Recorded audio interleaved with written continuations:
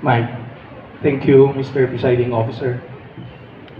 Sa aton pinalangga nga Mayor, Mayor Javi Benitez, sa aton pinalangga nga Vice Mayor, Vice Mayor Junbi Bantu, sa mga kaupod ko nga mga konsehales, kag sa mga pinalangga ko nga mga kasimanwang Victoriasanon, maayong hapon sa inyo tanan. Ako si Konsehal Dino Acuña, Chairman sang Committee on Natural Resources, Environmental Protection and Ecology, kag Chairman man sang SP Committee on Livelihood and Cooperative. Bilang konsehal, simple lang ang akon prinsipyo sa pagserbisyo.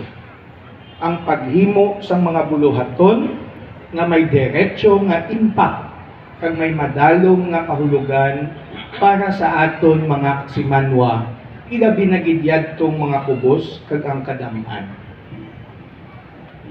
That I will only do the things that have great impact in the lives of our people and are deeply rooted for all that are deeply rooted in meaning for our people. Sumugod sa itong pagpungko nakon bilang konsehal sa sining akon first term sa bilang konsehal, akon ginpahat-pahat ang akon panahon bilang konsehal o miyembro sang lehislatura nga may mandato sa paghimo sang mga layi kag bilang isa ka opisyal nga may obligasyon sa komunidad kag sa mga kabaranggayan diri sa syudad sang Victorias. Bilang lehislador, sa sulod lamang sang kabos sa 3 ka tuig o kon 33 ka bulan sumugod sa Hulyo 1, 2022 tubtob karon nga adlaw, Mayo 5, 2025, ang inyo alagad nakapasar sa 41 ka mga ordinansya kag 324 ka mga resolutions. Pila sa aton mga landmark ordinances or laws nga ginpasar amo ang masunod. Number 1, Ordinance number 2024-163 or otherwise known as an ordinance providing for accident insurance coverage for tricycle drivers with franchise and their passengers operating within Victoria City, Negros Occidental to be fully funded by the City Government of Victorias. Ginaprobahan ni Mayor Javi Benitez sa February 17, 2025. Ining ordinansya nagatatap sa aton mga tricycle drivers kag sa ila pasahero nga sa tion sang aksidente o kung disgrasya sila makaagom sang kutob sa 7,500 pesos hasta 50,000 pesos paagi sa isa ka insurance policy nga fully funded sang aton syudad. Ikaduwa, amo ang ordinance number 2024-151 or otherwise known as an ordinance establishing a comprehensive livelihood programs for the marginalized sectors in the City of Victorias, providing free skills training and support for cottage industries and allocating funds therefore. Kita nagapating ang tutuod nga pag-asenso sa isa ka panimalay, wala nagasalig sa kung ano nga ayuda nga ila mabaton, kundi sa kada abilidad sang tagsa-tagsa nga makasurvive sa ila matag-adlaw-adlaw nga pagpangabuhi. Paagi sa isa ka comprehensive nga skills development training nga aton igalunsar diri sa syudad sa Victorias, kita nagalaom nga makalabot kita sa kada panimalay sa pagbulig sa ila nga livelihood. We do not give fish, we teach people how to fish. Ordinance number 2023-02, otherwise known as an ordinance nga nagahatag sang incentives para sa aton nga mga academic achievers. Ini aton ginpasar agud mag-attract sa mga Victoriasanon nga ang pagtuon masyado ka importante para sa aton nga porturo, ilabi na gid sa aton mga kabataan karon.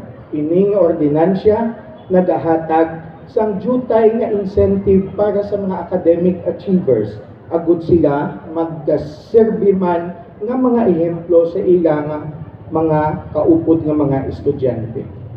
Ikaapat, Ordinance number 2023-56, and otherwise known as an ordinance establishing a sewage and septage management system in the City of Victorias, ensuring the sustainability and improvement of water quality. Therefore, kita nagapati nga dapat atong tatapon kag kayuhon ang aton nga mga sewage systems dire, agud makalikaw man kita sa mga floods nga nagadulot sang baha sa aton. Ini ginaprobahan ni Mayor Habi sadtong August 15, 2023. Ordinance number 2024-159, otherwise known as an ordinance for the promotion of environmental preservation, development, and global warming mitigation through the Grow a Forest project in the City of Victorias. Nabatyagan na gid naton ang climate change kag ang global warming, kag hindi na para sa akon enough ang isa ka kahoy nga itanom naton. Gani sa suporta ni Mayor Habi, kita magalunsad sa isa ka programa nga ang isa ka entity o business establishment sarang maka-adapt sa gawahon o sa aton baybayon sa isa ka hektarya nga duta nga pwede matamnan kag wala dira nagauntat ang ila responsibilidad, kundi ina magapadayon sa masunod nga 3 ka tuig paagi sa pagsweldo sa isa ka lokal nga amo ang magatatap sang ila mga kahoy dira. Sa bahin naman sang mga resolutions, kita nagpasar sa July 18, 2022 sa resolution number 2022-110 entitled A Resolution Requesting Congress of the Philippines to support the passage of House Bill number 1239, otherwise known as an act establishing a general hospital in the City of Victorias. This is in support to Congressman Kiko Benitez. Kagkaron, malipayon kita na iningalay permado na sang aton presidente kag kilala naton bilang Republic Act 12070. Kita mayara man sang perfect attendance sa tanan nga special or regular sessions, amo man sa mga committee meetings kung sa diin miyembro kita, kag perfect attendance sa tanan nga mga flag ceremonies sa aton syudad. Didto sa probinsya, sa General Assembly sang Philippine Councilors League sa December 11, 2024, kita nakabaton sing padya nga 10,000 pesos halin sa isa ka party list bilang konsehal sa bugos nga probinsya sang Negros Occidental nga may pinakamadamo nga layi, ordinansya kag resolutions nga napasar sa isa ka termino. Sa bahin naman sang aton mga programa kag proyekto, aton gindala sa mga kabaranggayan ang masunod: butika sang masa, 50 ka beses. Feeding program sang masa, 28 ka beses. Free mobile charging program sa tion sang brownout. Livelihood program sang masa para sa mga fisher folks kag farm workers. Ayuda sa Agosto rice assistance sa tion sang Tiempos Muertos sa aton mga kaumhan. Victoria's History on YouTube channel, nakalabot kita 98 episodes. Educational Assistance Program nga may 3 years cycle nga nakalabot sa 125 tanan kabilog. Free Funeral Transportation Service Assistance paagi sa aton pribado nga salakyan. Kita man nagsulat sang introduction sa libro ni Mr. Modesto sa Onoy about sa history sang Victorias, kag nag-compile sang inscriptions sa markers dira sa aton Victoria City Veterans World War II Memorial Square diri sa public plaza. Kag kita man ang nagpasar sang ordinansya nga gintawag Ordinance Number 2023-28, otherwise known as an ordinance prescribing the official colors of the City Hall building of Victoria City and the Victoria City Administration Building and for other purposes. Naging approved ni Mayor Javi Benitez sa tong April 11, 2023. Madamo ang nalipay kay ang atong ginbugtawan nga munisipyo after more than 30 years nabalik sa iya original nga color.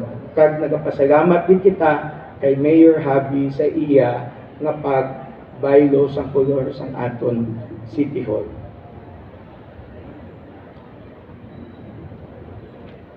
Kita man nangin contestant sang Victorias kag nangin second runner-up para sa tuig 2023 kag 2024 DILG Provincial Quizart Contest on Good Governance. Bahin naman sa mga proyekto nga aprobado ni Mayor Javi Benitez paagi sa 20% Development Fund, kita naglunsar sa mga masunod. Children's Playground Facility sa Daan Banwa, Barangay 9, kag sa Villa Victoria's Child Development Center, Barangay 13. Repainting of Tanod Headquarters sa Bangga Daan, Barangay 1. Stage sa covered court sa Bandung Village, Barangay 7. Improvement of Daycare Center sa Hacienda Lobaton sa Barangay 8. Mayor Javi Benitez, Vice Mayor Junbi Bantug, mga pinalangga ko nga mga kasimanwang Victoriasanon, sa aton pagtrabaho, kita may resibo.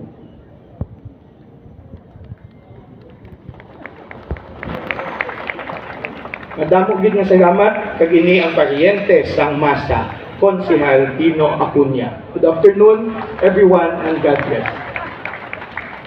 Thank you, Councilor Acuña. So let's proceed, Majority Floor.